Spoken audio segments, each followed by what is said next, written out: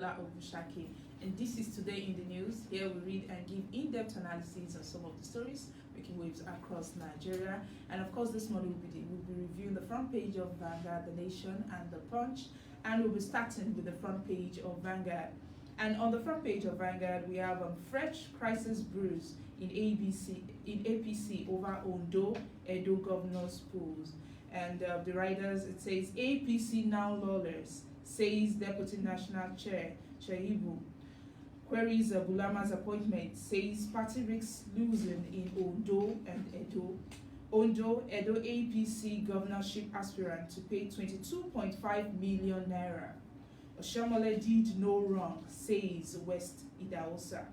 And Lagos records 199 new cases as confirmed cases rise to 6,677, discharge cases 1,840, active cases 4,475, and deaths it's 200.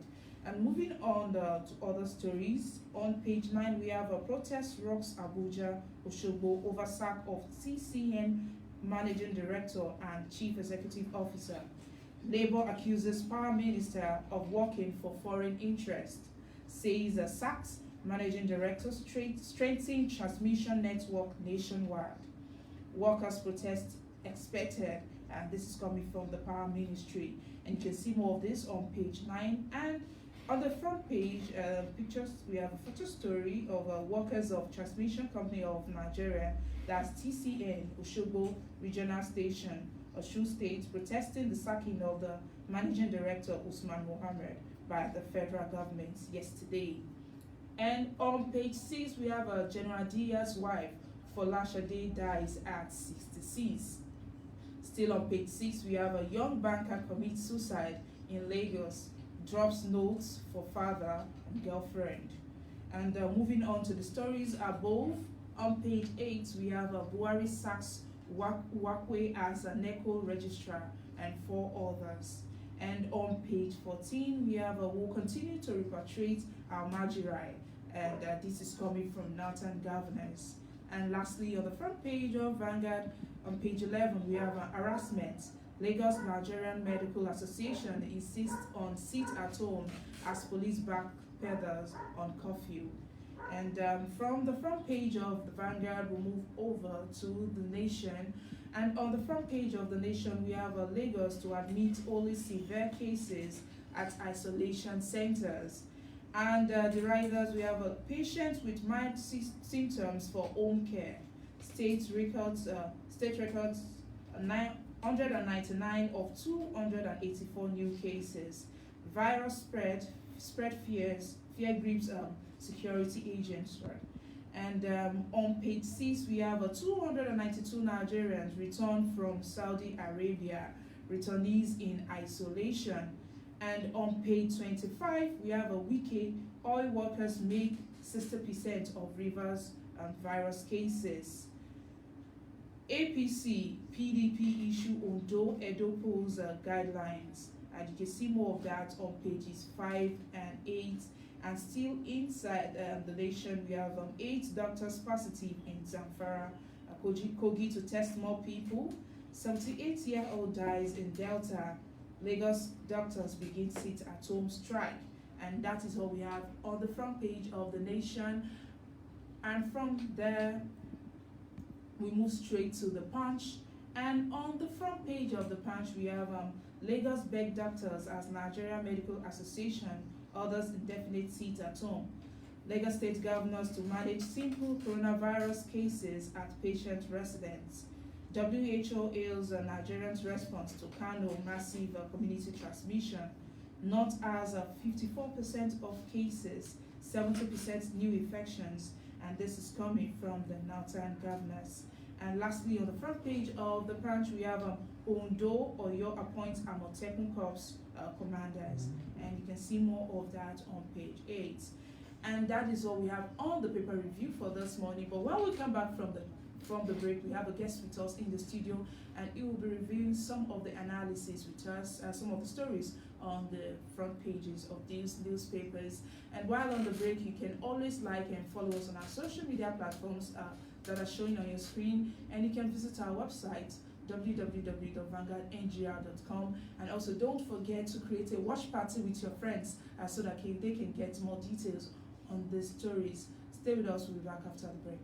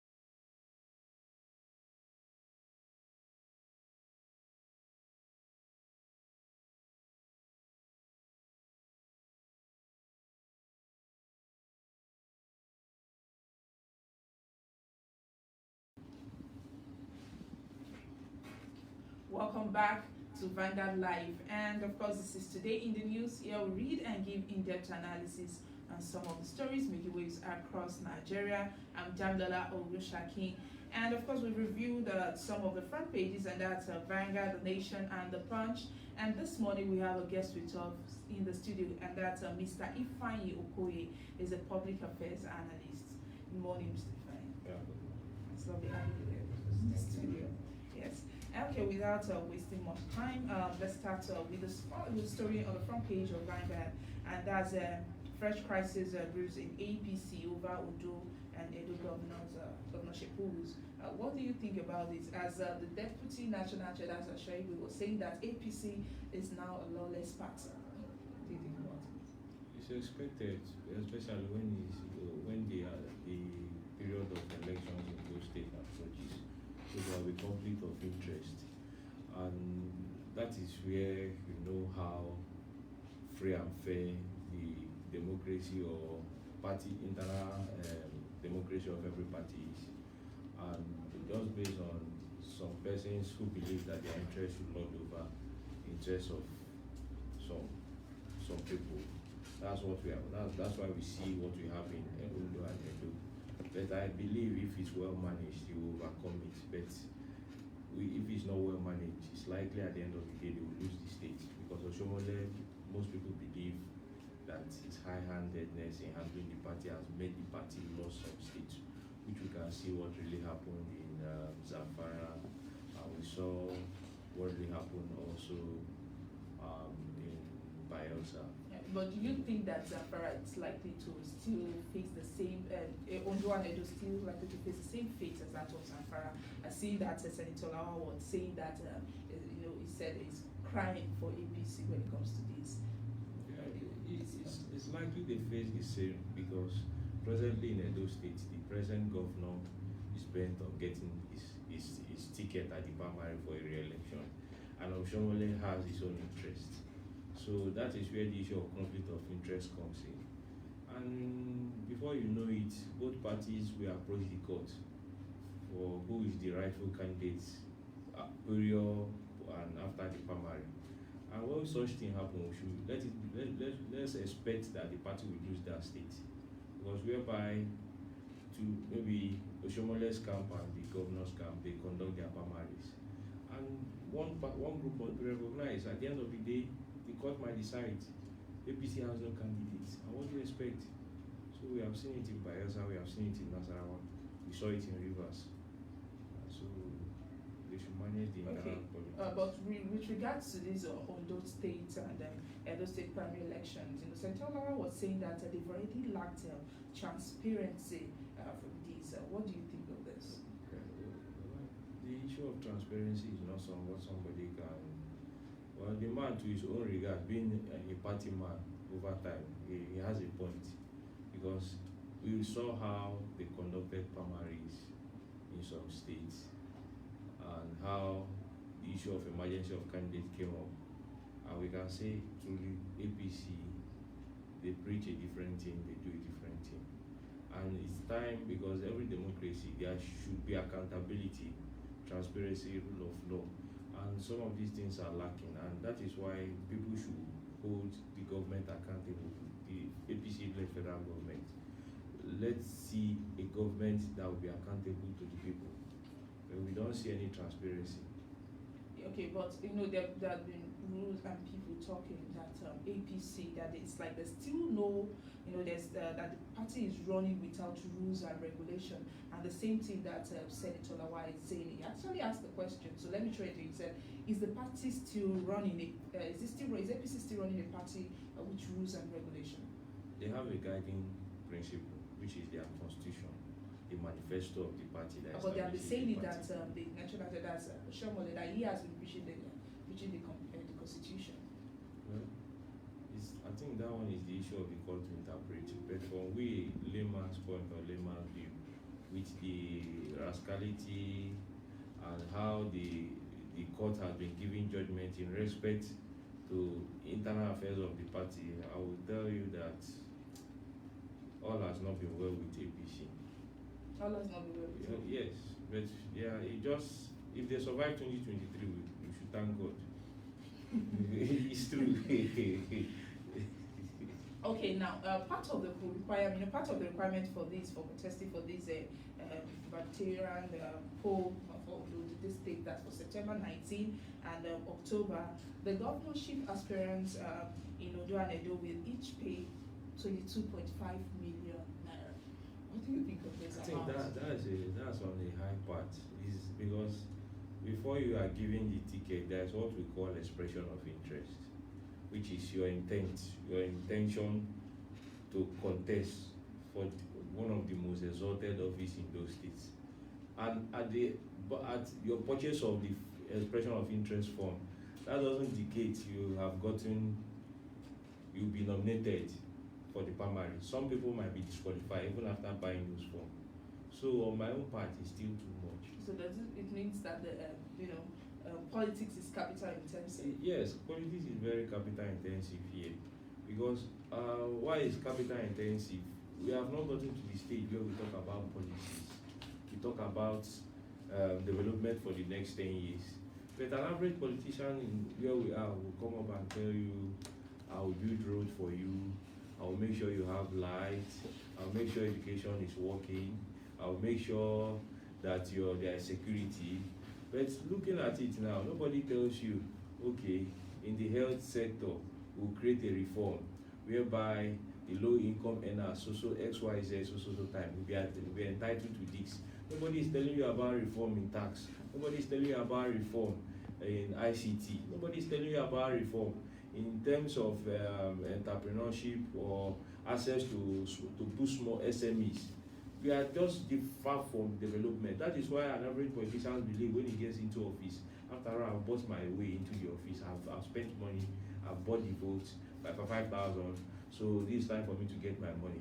So at the essence of doing that, they have improvised the people. People are left with no choice but at the period of electioneering, during the proper voting, the day of election, people go to get what they will get from them, because when those such person gets into office, you hardly get access to him to ask him or question him. But wherever there is policies, nobody we should have gone beyond that stage of telling people that will tie road for you. Yes, definitely you to tie those roads, but is it with your money? It's taxpayers' fund. It's what we are elected to do. You are not doing because you want to please those people. So we still have a long way to go in terms of development, in terms of getting it right. So we have a long way to go, and the earlier the better. We get it. Okay. Away from that, the protest on Tuesday night, Minister of Power Engineer Mama Salah, he announced the replacement of the MD of TCN, and that Mr. Usman Mohammed with Sule Ahmed Abdulaziz. And since then, there have been different, people have been voicing a different opinion, especially the workers, saying that this man shouldn't be removed, that he should immediately be reinstated. That the former minister, the former MD, that's Usman Mohammed. What do you think of this? Because they are saying that he really has the interest of the company in his mind, and when it comes to the development of this people, it's his interest is like second to none. Well, this is still a fresh news. I can't comment much on this, because what is the act establishing the TCN? Does the minister have the right to sack? That's another question we should ask. And TCN, yes, it's an agency under the Ministry of Power. Who has the power to fire and appoint? Does it rest solely with the presidency or the minister, or does the act establishing TCN expressly give the minister the power to hire and fire? These are questions we should ask. And secondly, have the man served out his tenure? Was there fair hearing? And what prompted the sack? These are some questions we should ask before we bring in the issue of competency or no competency, or whether there was an interest of foreign firm. Because the issue of the man's sack is very complex. I don't know where to comment from. The minister said he needs to go, he's not competent. Why the worker said he's competent? So it's a two-way something. And they are playing it as the workers are saying that it's like they have an hidden agenda, for removing him. There might be an hidden agenda, there might not be. But we are here to hear from both parties. You cannot form your opinion based on hearsay or mere conclusion of individuals. Yes. So reportage should be balanced. So we are still here to hear from the man or the reason why he was sacked. Okay, let's go on a short break. When we come back, we'll move further on some of the stories. And while we're on the break, you can always like and follow us on our social media platforms, and also create a watch party. We'll be back after the break.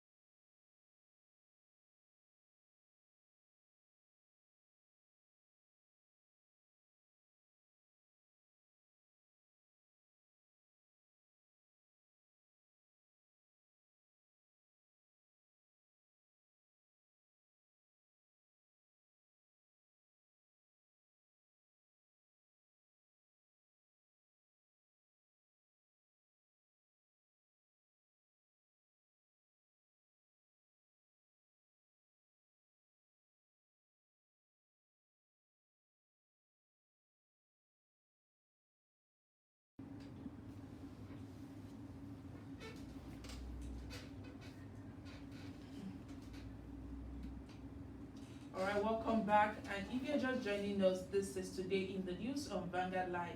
Here we read and analyze some of the stories of making waves across Nigeria on the front pages of the newspaper. And of course, we've been with Mr. Ifeanyi Okoye, a public affairs analyst. Mr. Ifeanyi, you're welcome. Yeah. Okay. We've discussed all the stories on the front page of the Vanguard, and now let's move to some of the COVID-19 updates.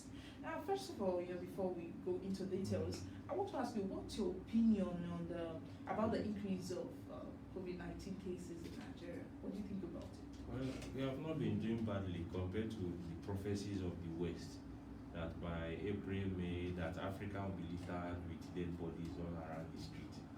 But COVID-19 is something that we need more health care in terms of personnel, we need equipment in terms of infrastructure, and we need it, at least to an extent, because the COVID, that's the Committee Against COVID-19, that's the corporate world who have donated so much. They have done well, but we need concerted effort and we need transparency, because at a stage like this, a lot of funny stories come up, but I still don't want to believe it, because I believe COVID-19 is real. So the government should do everything possible to screen people properly and know those who have those COVID-19, and let's make it transparent so people can know. But many people have been questioning the figures. Are the figures real or not? Well, that I can't say. I'm not a medical personnel, but we are still watching, know how they do their tests, how do they get the data, and where do they get them, and those who have the COVID-19, what do they use in treating them, and if they recover, at least people should have their information or contact, because COVID-19 is not something that you can say I'm being stigmatized.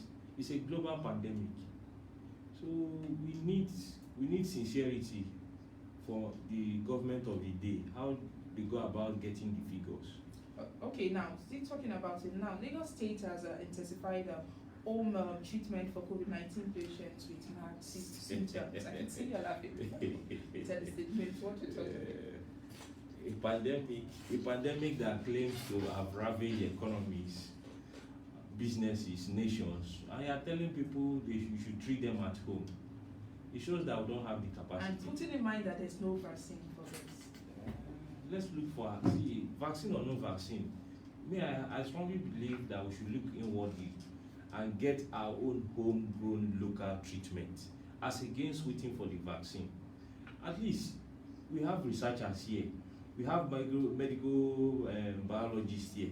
Government can put up a research institute, well funded, and allow these people to do their work over time.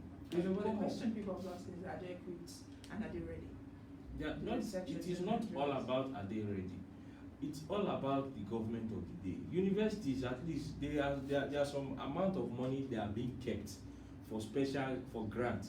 But at the end of the day, the university don't release those money to researchers. They consume it, and it becomes a problem. So when you talk about the issue of how the figures comes up or what brought about it, I can't say.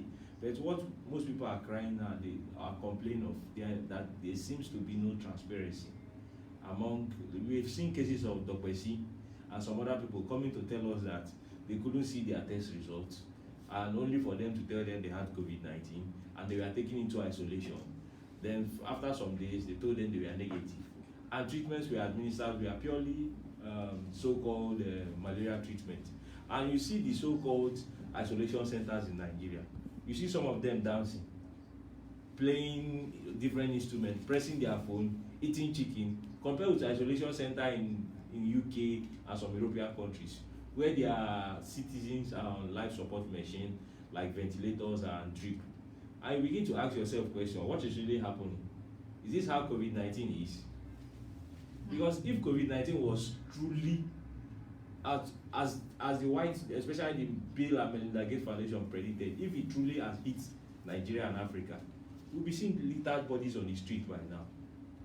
That is the truth.